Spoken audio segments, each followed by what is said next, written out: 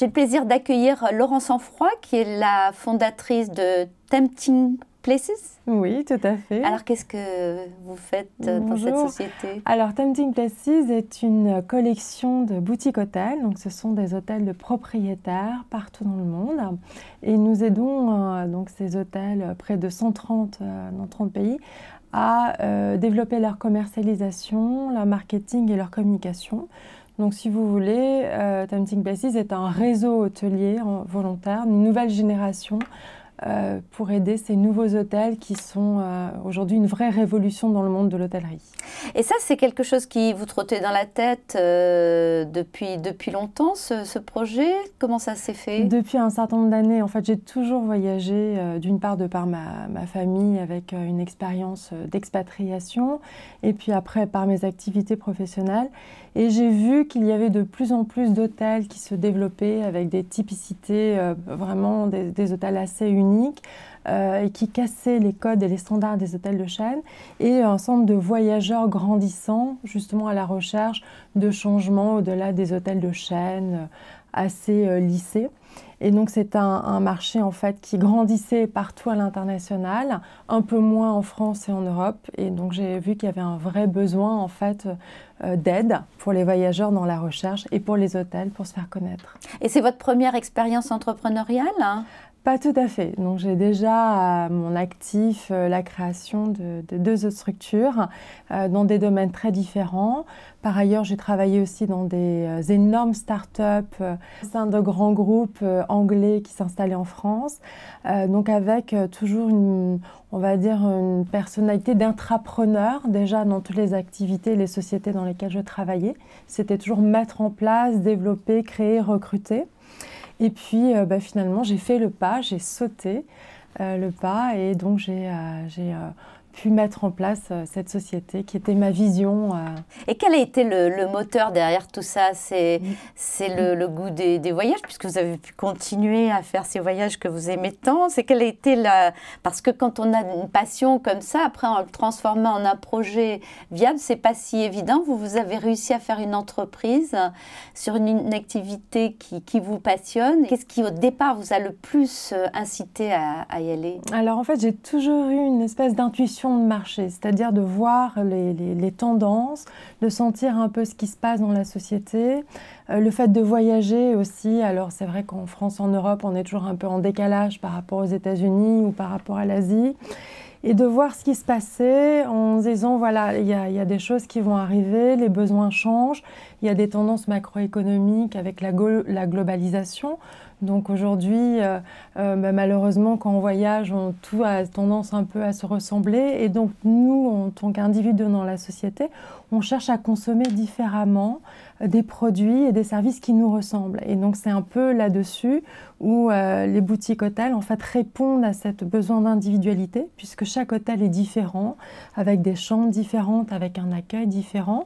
Et vous avez le voyage au sein du voyage. Donc, quand vous allez dans un hôtel, vous avez un hôtel qui vous ressemble.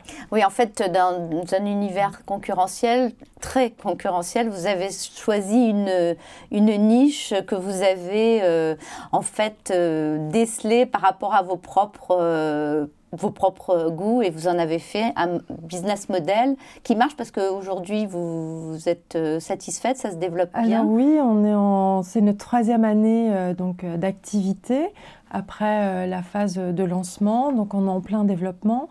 On a près de 130-140 hôtels sur 30 pays. L'objectif, c'est de doubler le nombre d'hôtels chaque année.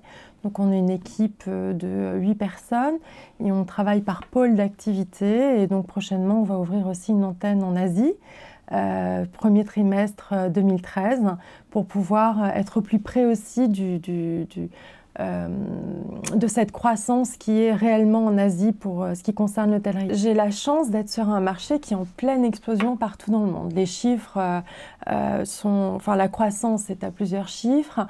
Par ailleurs, ce segment de marché, donc les boutiques hôtels, est en anglais on dit crisis resilient. C'est vraiment une partie du marché qui est résistante à la crise, du fait qu'il y a une valeur perçue client qui est beaucoup plus forte.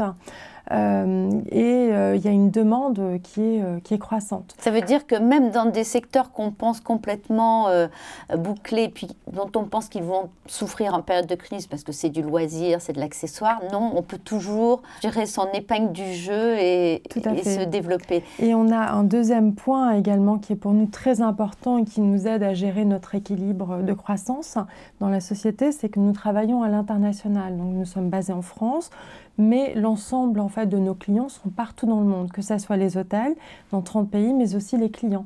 Donc nous avons des clients américains qui réservent leurs vacances au Mexique, des clients à Hong Kong qui vont en Thaïlande, des expats français aussi qui habitent en Chine et qui réservent leur week-end en Chine. Donc tout ça est très intéressant et le fait de travailler à l'international finalement nous aide à gérer cette perte en gros de croissance en France en ce qui concerne la partie française. Alors justement, vous qui aviez beaucoup voyagé, vous auriez pu créer cette société à l'étranger. Qu'est-ce qui vous a conduite à la créer en France ?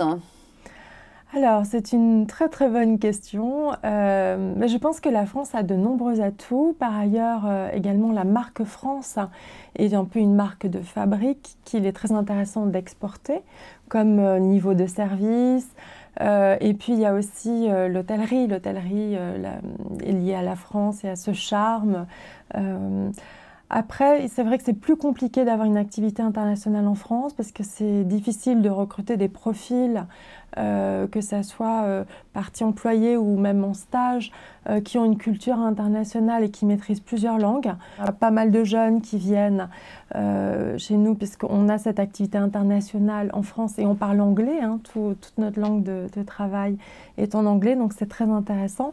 Et sans cesse, je dis aux jeunes qu'il faut qu'ils développent les langues et que c'est important aussi qu'ils partent à l'étranger avoir une expérience. Je crois que c'est la clé de la réussite pour la jeunesse de demain. Alors c'est peut-être pour ces raisons que vous avez représenté la France au G20 des entrepreneurs. Qu'est-ce que vous en avez tiré comme expérience, comme conclusion ? Oui. Écoutez, c'était une expérience passionnante. Donc, nous étions une délégation de 20 entrepreneurs, pour représenter la France donc à Mexico au sein d'un groupe de 450 entrepreneurs du monde entier. Pendant 4 jours, on a pu échanger sur les problématiques liées à l'entrepreneuriat, les difficultés de création, de développement, et également de l'environnement qui est plus ou moins porteur suivant les pays. Donc ça, c'est très enrichissant. Et puis des contacts aussi se nouent. Une vision un peu différente à l'international.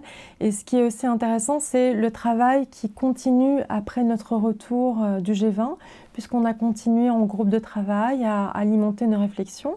Et on a fait plusieurs conférences, et notamment à la conférence des entrepreneurs, on a pu aussi remettre un document au gouvernement, au ministre faire passer les messages. Exactement. Voilà, donc on a envie aussi de rester moteur. Hein. C'est un peu comme un élan qui a été lancé. Et alors, pour l'entrepreneuriat féminin, que suggérez-vous pour faire progresser le nombre de femmes qui passent à l'acte et puis surtout qui développent les entreprises ? Alors moi, je pense qu'être une femme entrepreneur, c'est un formidable atout. Parce que l'entrepreneuriat aujourd'hui est encore très très masculin et finalement comme il y a peu de femmes qui évoluent dans ce milieu-là, quelque part on est un peu plus favorisé, c'est-à-dire qu'on va ouvrir des portes un peu plus facilement et également les hommes du coup nous accueillent d'un œil favorable, c'est-à-dire ne voient pas dans la femme une compétition directe, mais donc du coup c'est je pense assez intéressant de s'appuyer là-dessus. Après, beaucoup de femmes aussi créent des petites entreprises. La difficulté, c'est effectivement, on a pu échanger là-dessus, c'est avoir des plus grands projets pour que les chefs d'entreprise ne soient plus simplement vus qu'au travers du côté masculin, mais qu'on puisse, dans la société, se dire un entrepreneur est aussi une femme et pas qu'un homme. Voilà, je pense qu'il faut faire évoluer les mentalités. On a encore du travail, mais c'est en bonne voie. Alors, je sais que vous êtes également engagé sur le plan associatif. Donc, où trouvez-vous le temps, l'énergie de mener toutes ces vies de front, d'autant que vous êtes maman parallèlement? Écoutez, c'est pas tous les jours simple. Il faut jongler avec son agenda. Mais je pense que plus on fait de choses et plus finalement on arrive à faire de choses, on arrive en fait à se démultiplier. Et ce qui est intéressant, c'est, je pense aussi pour avancer en fait dans le développement de son entreprise, c'est l'écosystème entrepreneurial. Et c'est important de pouvoir échanger avec d'autres entrepreneurs, de pouvoir, ne serait-ce que même personnellement, parce qu'on a tous, on est toujours un peu seul dans la gestion de son entreprise. Et c'est bien de pouvoir échanger là-dessus, mais aussi les réseaux permettent de pouvoir accéder à des opportunités de partenariats commerciaux et de développement. Donc c'est important de dégager du temps. Chef d'entreprise, c'est aussi, ou entrepreneur, c'est être aussi actif à côté aussi de son entreprise, parce que c'est un écosystème qu'il faut nourrir sans arrêt. Et vous allez donc aussi prêcher la bonne parole dans les écoles pour essayer de faire en sorte qu'on ait plus d'entrepreneurs dans les années qui viennent. Tout à fait. Donc, je suis bénévole pour une association qui s'appelle 100 000 entrepreneurs. Donc, je donne de mon temps et donc je vais dans les écoles parler de ce que c'est de créer une entreprise, d'être entrepreneur de son destin, d'avoir de l'endurance. Essayer de partager certaines valeurs et puis de montrer que même s'il peut y avoir un échec scolaire, c'est pas parce qu'il y a un certain échec qu'on ne peut pas arriver à tout. Il y a plein d'exemples dans notre société aujourd'hui et à différents niveaux, et donc ça permet d'ouvrir aussi de nouveaux horizons à des jeunes qui quelquefois n'ont pas la possibilité de voir un peu plus loin, et ce sont des échanges très riches, très basiques, on parle de tout en fait, et ça c'est vraiment, on ressort de là avec la pêche. Je crois savoir où vous trouvez votre passion, un peu partout, et sûrement pas en restant enfermé chez vous. Bravo Laurence, et puis excellent développement. Merci beaucoup Maïté. Au revoir Laurence. Au revoir, à bientôt.